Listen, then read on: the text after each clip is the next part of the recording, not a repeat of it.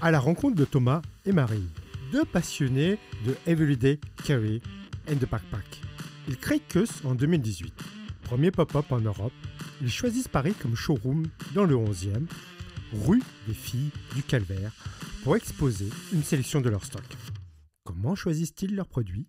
Quels sont leurs coups de cœur 2020, leurs best-sellers et leurs tendances 2021? Il vous reste jusqu'au 4 janvier pour vous rendre dans ce lieu exceptionnel pour découvrir et acheter votre sac de 2021.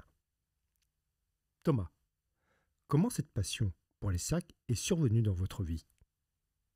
C'est une passion qui est née très tôt, mais je pense que ça date de mes études en design industriel. J'ai très vite été amené à travailler sur des pièces de tissu, des produits textiles, et je pense que c'est de là qu'est née vraiment ma passion pour le backpack. C'est aussi à ce moment-là que je me suis rendu compte qu'il y avait énormément de marques qui me plaisaient personnellement, qui étaient très compliquées à trouver en France et en Europe. L'envie de créer un shop n'est pas arrivée tout de suite. C'est vraiment à ce moment-là que j'ai découvert plein de marques qui me plaisaient. Mes marques fétiches, vraiment Inside Line Equipment, Mission Workshop et North ST. C'est vraiment trois marques pour lesquelles j'ai beaucoup d'affection. Ce sont des métiers de spécialistes, c'est-à-dire que là, les gens qui viennent chercher un sac, ils ont besoin vraiment d'être conseillés par des gens qui savent de quoi ils parlent. La sympathie et la bienveillance envers le client sont vraiment similaires. Je pense qu'il faut déjà beaucoup de patience, beaucoup de détermination parce que mais on n'est pas les seuls. C'est vrai que dans chaque parcours d'entreprise, il y a des complexités, il y a des difficultés.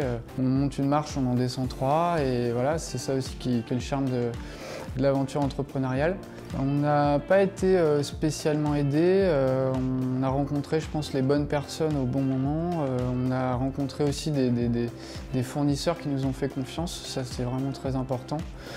Et puis les clients, les clients qui sont là depuis le début, qui très tôt ont confirmé qu'en fait notre projet était intéressant. Ça a été vraiment très fort pour nous, très important pour nous. On est les premiers à avoir une cible autant urbaine. Je pense que c'est difficile aussi après de ranger les gens dans des cases, et puis c'est pas du tout ce qu'on a envie de faire. Après, nous, notre sélection, elle reste quand même assez unique, je pense. Donc c'est ça qui fait notre différence et notre force aussi. Vraiment croire en son projet. Il y a vraiment un coup de cœur au départ pour un produit, pour une marque, pour un univers, pour des matériaux, etc. Et après, on rentre un peu plus dans les détails. Comment sont fabriqués les produits, dans quelles conditions, est-ce que vraiment le coût du produit est justifié ou non. Et puis après, ça part en phase de test aussi. Donc nous, on est vraiment les premiers à tester les produits qu'on vend. Si nous, on a pris du plaisir et si on trouve que les produits sont fonctionnels, etc., alors on choisira de les mettre en vente sur le site. De s'équiper chez Keus, c'est le premier truc à faire, je pense.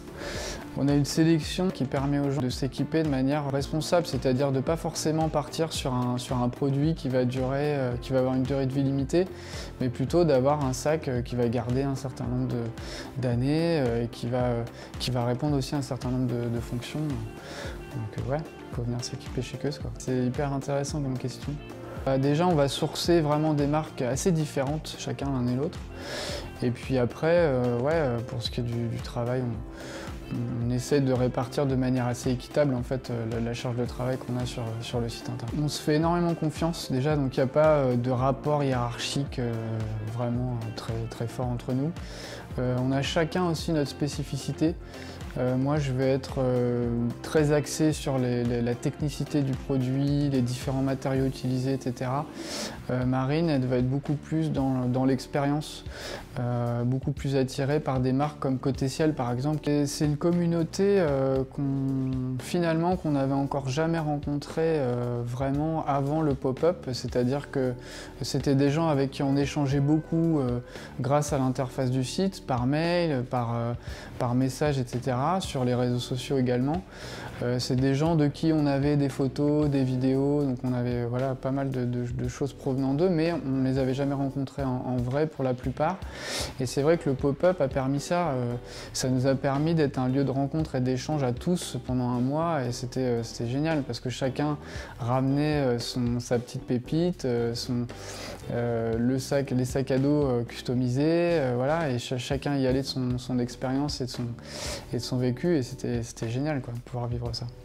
Bah, on en a eu plusieurs, de gens qui se ramenaient avec leur sac complètement défiguré, enfin, qui s'étaient complètement réappropriés, parce qu'il y a aussi une quête du sac à dos parfait que moi j'ai abandonné il y a longtemps, parce que effectivement, je pense que c'est quelque chose qui n'existe pas, et du coup, c'est génial de voir à quel point les gens se réapproprient leur matériel à chaque fois, ça c'était vraiment génial. Ce serait Tommy Kit, qui est venu nous voir avec un rover pack classique, voilà, qui s'est complètement réapproprié, sur lequel il l'a customisé avec des patchs, avec des boutons pression, avec des tirettes de zip, etc.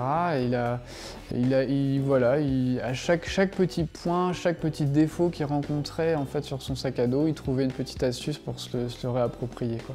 C'était sur le rover pack classique, alors sur lequel il y a eu plusieurs versions en plus. Je crois qu'il avait une des premières versions. Je suis quelqu'un de très déterminé, d'assez perfectionniste aussi, dans le sens où j'aime bien les produits bien faits, bien finis. En fait, j'aime bien voilà, qu'on ait été au bout des choses en fait.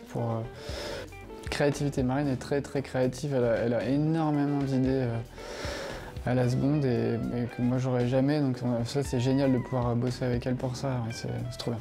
Première là, détermination et perfectionnisme, mais sur les produits. Alors moi j'ai un master en design industriel, effectivement Marine a un diplôme des Beaux-Arts.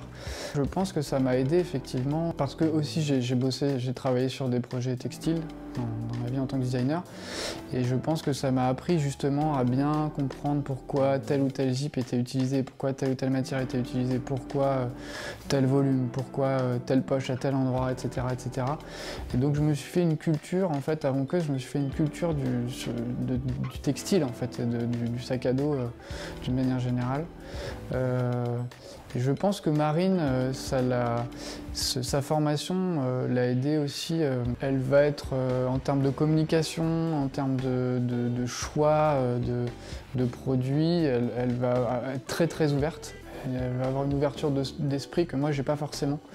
Et du coup je pense qu'on est complémentaires à ce niveau-là grâce à ça aussi. Ouais. D'une certaine manière dans la forme, parce que c'est vrai que leurs articles sont juste incroyables. C'est vrai que sur la partie journal du site, on s'est très fortement inspiré de ce qu'ils avaient fait. Et après, c'est vrai que ça reste une source d'informations incroyable, quoi. Ils mettent en lumière des marques et des produits que parfois on met vraiment beaucoup de temps à dénicher, qui sont complètement inconnus. Donc c'est sûr que pour nous, c'est absolument génial d'avoir accès à toutes ces informations-là. Je sais pas quel sac est iconique en 2020. J'ai un petit fétiche que j'utilise partout, tout le temps. C'est le Rec de Mission Workshop. Je peux pas me passer de ce sac dès que je pars en voyage, dès que je vais bosser, je sors avec ce sac-là. Donc c'est mon iconique à moi voilà, depuis déjà un certain temps. Marine, elle est beaucoup plus bordélique. Du coup, je pense qu'elle, elle utilise pas mal de sacs en roll-top, mais très simple dans la conception, comme l'Urban X Roll Top de chez Chrome, en fait. À partir du moment où on peut mettre plein de trucs en vrac, elle aime ça, quoi. Elle est contente. Et pour vous, quels sacs seront iconiques en 2021? Moi, le Rec, toujours. Et pour Marine? Un sac de chez Brazi. On a découvert cette marque il y a peu de temps, et en fait, Brazi, c'est pareil, ils produisent vraiment beaucoup de choses très intéressantes. On va essayer de développer la seconde main, c'est-à-dire de mettre en place un système pour que les gens puissent aussi avoir accès à des sacs qui ont déjà été utilisés. Le développement de la vidéo chez Keus, en fait, je pense que moi je vais faire de plus en plus de tests de sacs à dos sur la chaîne. J'en ai fait quelques-uns pendant le confinement, il y a beaucoup de gens qui ont apprécié, donc ça m'encourage à continuer. J'ai aussi prévu avec Marine d'aller faire un tour, un road trip aux États-Unis, en Europe, pour aller voir chacun de nos fournisseurs et échanger avec les créateurs des marques, les designers, et comprendre quel a été le cheminement, pourquoi ils ont créé la marque en question, et ce qui se passe en fait lors de processus de création sur un produit, pourquoi ils partent sur tel matériau et pas un autre, qu'est-ce qui est important pour eux, qu'est-ce qu'ils souhaitent développer, etc. etc. Donc, il va y avoir une recherche d'informations auprès de chacun de nos fournisseurs. Là, c'est un des projets qu'on va essayer de mener là, sur cette année.